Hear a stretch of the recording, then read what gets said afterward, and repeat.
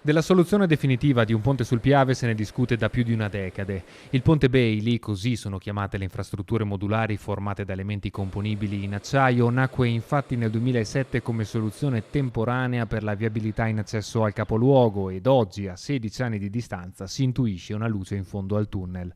Approvato infatti il progetto esecutivo finanziato dalla Regione Veneto per la realizzazione di un nuovo viadotto viario del valore complessivo di 18 milioni e mezzo di euro, una cifra irraggiungibile per le casse dell'amministrazione comunale e che ha quindi da ricercarsi altrove. Adesso che abbiamo finalmente il progetto esecutivo dell'opera e soprattutto abbiamo l'importo esatto da poter andare a richiedere, e ci muoveremo a Roma negli ambiti sia finanziari che di Ministero delle Infrastrutture. Ma il tempo stringe, sul reperimento dei fondi incombe la data, non più prorogabile, di fine vita del Bailey del 31/12/2024.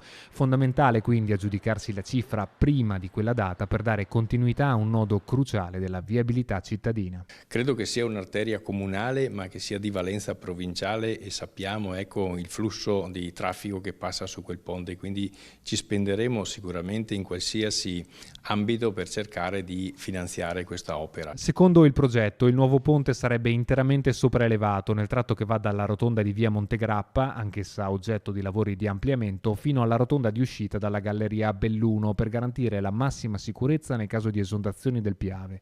Dotato anche di passaggio ciclopedonale e di un design rivisitato, se finanziato darebbe nuovo lustro al capoluogo, una partita che il comune si giocherà negli uffici ministeriali e per la quale il vice sindaco si mostra fiducioso. Io sono ottimista e mi auguro che nei primi mesi, 6 mesi dell'anno, di riuscire ad avere delle informazioni più precise per sapere come mettere a terra questa opera.